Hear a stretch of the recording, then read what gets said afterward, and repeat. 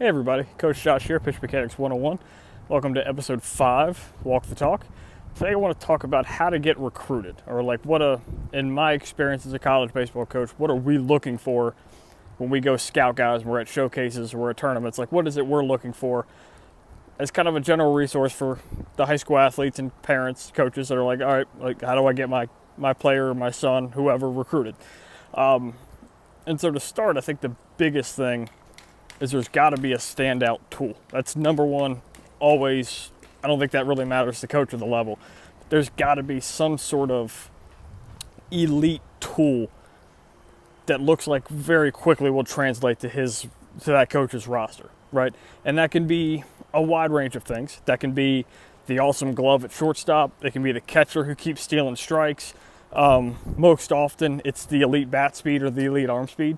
That even if the mechanics aren't right, it's generally the coach looking for something that's, I don't want to say uncoachable, but harder to really develop. It's hard to take a slow arm and make it a fast arm. It's hard to take a slow bat and make it a fast bat. I'll take the guy with the fast arm and try to get him to move better and fix the strength and do all that than I am to take the slow arm and try to make it go faster. And the same with the bat.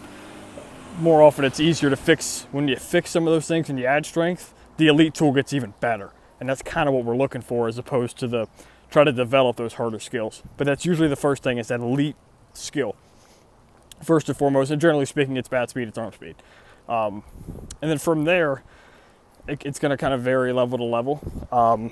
More specifically, at your higher academic schools, they want to see the good GPA, right? They want to see the test scores, the SAT, the ACT, the good GPA, things like that. And while those things have their merit, as a junior college coach, I can be a little biased because not all of our kids are the 4.0, 1300 SAT score guys. But it is an important thing. By and large, high school's easy, generally speaking. It's very much if you can just show up and do the work and do the thing, even if you don't like it. Personally, I hated high school. I hate most school in general.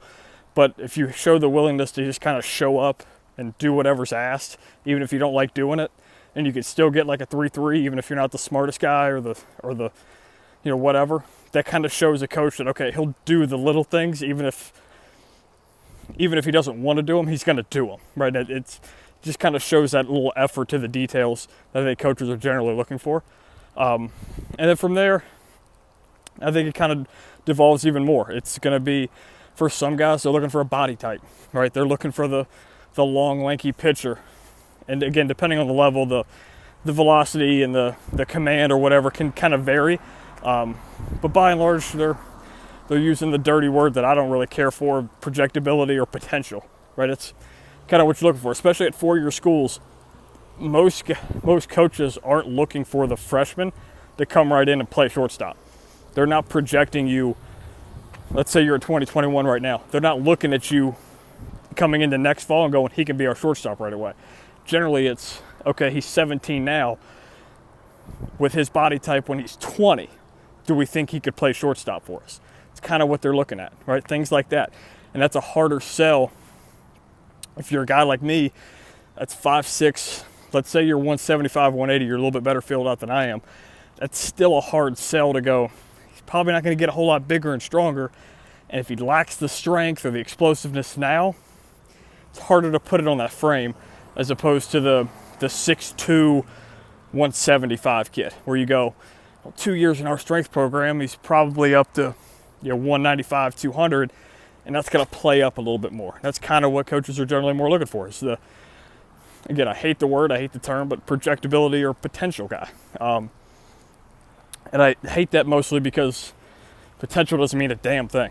Projectability doesn't really mean a damn thing if you're not going to put the work in to get to it.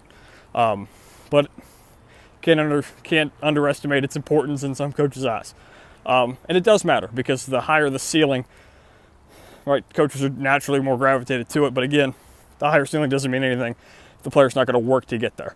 And there's got to be a work ethic and a character sort of evaluation. And that generally is going to come from your travel coach, your high school coach.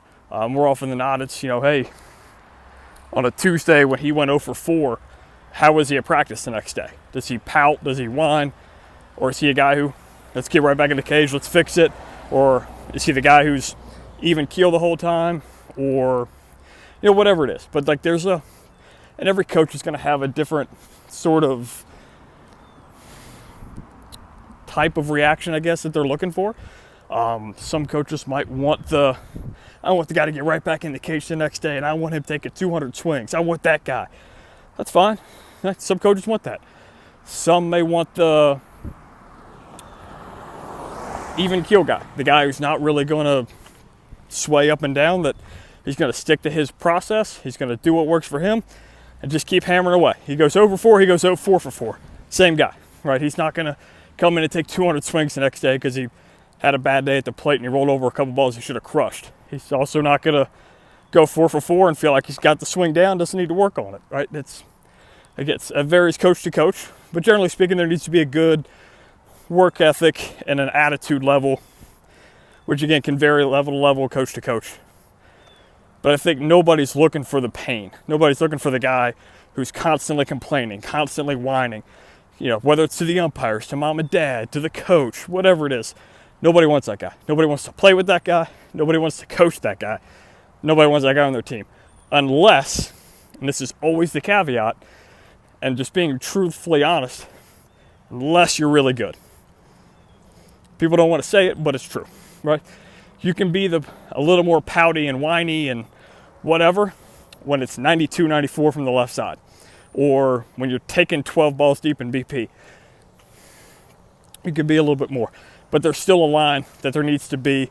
Every coach is going to preach culture and whatever nonsense that means to them, that you still have to be able to meet for each program and each coach. But generally speaking, those are the kind of the things that I think all coaches are looking for. We're looking for the high academic kid, maybe not high academic, but the kid who's at least going to put the work in, show up to class, and don't have to worry about him cutting or anything like that.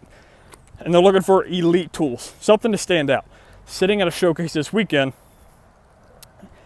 I didn't really start writing anything down until I saw some ball get crushed over an outfielder's head, until I saw a radar gun that's at 87, or I saw a hammer breaking ball, or I saw the catcher's throw down and went, ooh, okay, that's a good arm.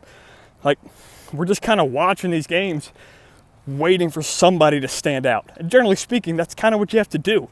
It's hard to notice the guy unless you're watching him, weekend after weekend. He just kind of keeps getting hits. That's not something that normally stands out. But I see the kid who swings real hard and the bat goes fast. Sign me up. I'm going to go watch him again. It's harder to find the guy that, in a small sample size, just plays functional baseball. So by and large, find a skill, develop the hell out of it, and make sure it's worth something that college coaches want to see. Plain and simple. Like, that's the one thing. Hey, what do I need to focus on? That. Find an elite skill, hammer the hell out of it, and make sure it's something coaches want, not something you think you're already good at. Make it arm speed, make it bat speed, or at the very least have the physical profile that looks like a college athlete, right? Those are the three big things. Focus on those, and I think you'll be just fine. That's all I've got for today. I'm going to finish the rest of my walk. You guys enjoy the rest of your day.